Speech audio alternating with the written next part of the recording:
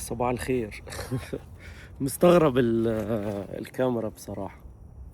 طبعا بقالي كتير ما طلعتش معاكم وما اتكلمناش. آه سبب من الأسباب اللي منعاني إن أنا أعمل فيديوهات أو أطلع على اليوتيوب. سبب كبير من أسبابها الفيديو اللي أنا عامله النهاردة.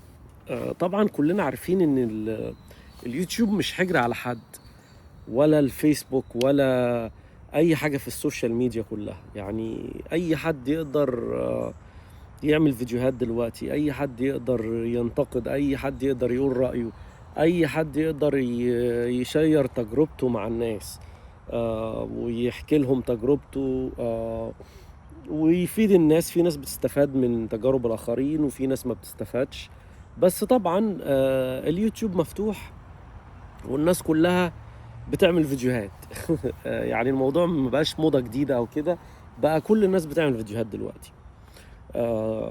موضوع فيديو النهاردة: هل امريكا اصبحت غالية ولا امريكا رخيصة؟ آم، آه، الموضوع ده عاوز اتكلم فيه، حابب اتكلم فيه. لان طبعا في فيزات سياحة كتير جات لناس كتير مؤخرا. طبعا يعني انا موقف الكلام عن السفر شويه، لان طبعا كلنا عارفين الهجره قافله ومفيش اي اخبار عن الهجره والعمليه مقفوله من ناحيه الهجره شويه. بس طبعا زي ما قلنا قبل كده اكتر من مره، موضوع السياحه شغال عادي، والسياحه ملهاش قيود وملهاش قوانين وملهاش رولز. بالحظ. بس طبعا يفضل ان انت تبقى مجهز اوراقك بطريقه محترمه وبطريقه منظمه. دي برضو يعني بتفيد في التقديم على السياحة لأمريكا. بعض الناس جم في الفترة الأخيرة سياحة لأمريكا وبدأوا يحكموا عليها من نظرتهم أو من الفترة اللي قعدوها. اللي بيجي يقعد أسبوع، اللي بيجي 10 أيام، اللي بيقعد شهر، اللي بيقعد شهرين، اللي بيقعد 3 شهور، اللي بيكسر ويقعد سنة. كل واحد ودي اختيارات طبعا عند الناس كلها، وتجهيزات وترتيبات وإمكانيات. تمام. بس بقى المشكلة اللي أنا حابب أتكلم فيها النهاردة: بعض الناس بدأت تعمل محتويات وتتكلم بقى عن أمريكا، ولا على فكرة أمريكا رخيصة. أنا جيت أمريكا وأمريكا رخيصة جدا جدا جدا. انسوا الناس اللي بتتكلم عن أمريكا. أمريكا رخيصة؟ أمريكا رخيصة، مش غالية. كل حتة رخيصة. زي أنا مثلا لو نزلت مصر، بالنسبة لي أقول مصر رخيصة، ألاقي الناس اللي عايشين في مصر أقول لك: يا عم أنت مجنون، انت لا انت جايب الدولارات، لا مصر مش رخيصة، مصر غالية جدا، وهكذا. فالآراء بتختلف من شخص لآخر. لا الحقيقة اللي أنا عاوز أوضحها بس: هنيجي مثلا شخص جاي سياحة، لو جاي سنجل لوحده غير شخص جاي سياحة مع أسرته، غير شخص مقيم هنا سنجل غير شخص مقيم هنا مع أسرته. فالالتزامات كتير. يعني لو شخص مثلا جاي سنجل وقال: يا جماعة ده أمريكا رخيصة جدا جدا جدا، طبعا هو مش كذاب على فكرة. هو كلامه حقيقي جدا جدا جدا. انت لو جاي سنجل لوحدك تقدر تسكن في أي مكان، تقدر تسكن في أي مدينة، تقدر تسكن في أي حي، تقدر تسكن في أي شارع. مش هيبقى عندك restrictions أو حاجات تمنعك ان انت تقعد في الأماكن دي رقم واحد. وطبعا كل الحاجات اللي انا حكيتها دي سعرها بيختلف من مكان للتاني.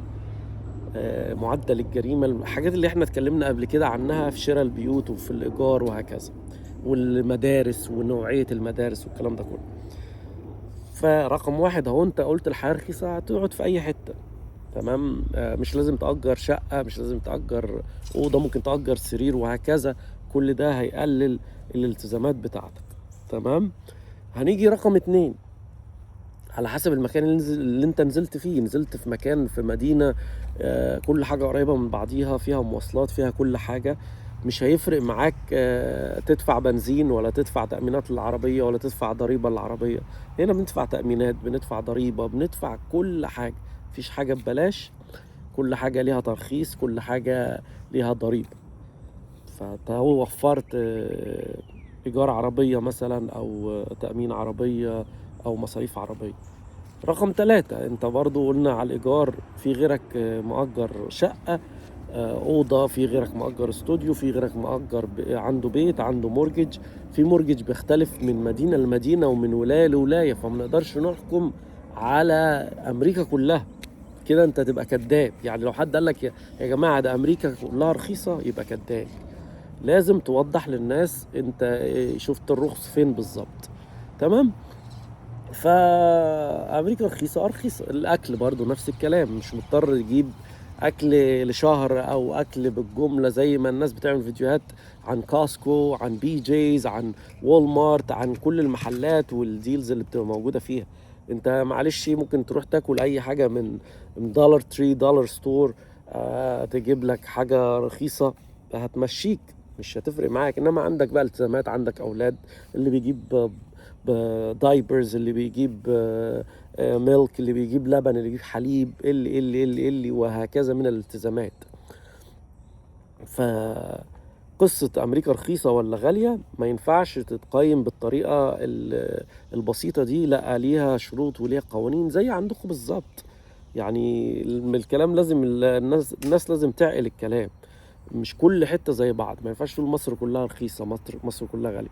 مصر الساحل الشمالي ومراسي وي وي وي مش زي القاهرة وبنها واسكندرية والأقاليم والحاجات التانية. ما ينفعش تقارن دي بدي، ما ينفعش تقارن المحلات اللي هنا بدي. نفس الكلام هو. فالناس ما ينفعش تسمع من طرف واحد، وما ينفعش تنقل تجربة شخص واحد وتصدق بيها أو تؤمن بيها. لازم تبحثوا وتدوروا عشان ما تتخدعش، عشان ما تجيش تبقى مخدوع وتتفاجئ من الواقع المرير. الدنيا حلوة، الدنيا حلوة وجميلة. ممكن في شوية مشاكل، بس أحسن من دول كتير وأحسن من أماكن كتير. اللي بيفكر يسافر طبعا فكر تسافر مليون مرة. إن شاء الله يكون فرصتك أفضل من الناس اللي فشلت أو الناس اللي مش الدنيا مش مظبوطة معاها. ما تعلقوش نفسكم بشخص معين. وتفرجوا هنا وهنا وهنا وهنا وتعلموا وفهموا. ما تخلوش حد يضحك عليكم. شكرا لمتابعتكم، واشوفكم في فيديو. مع السلامة.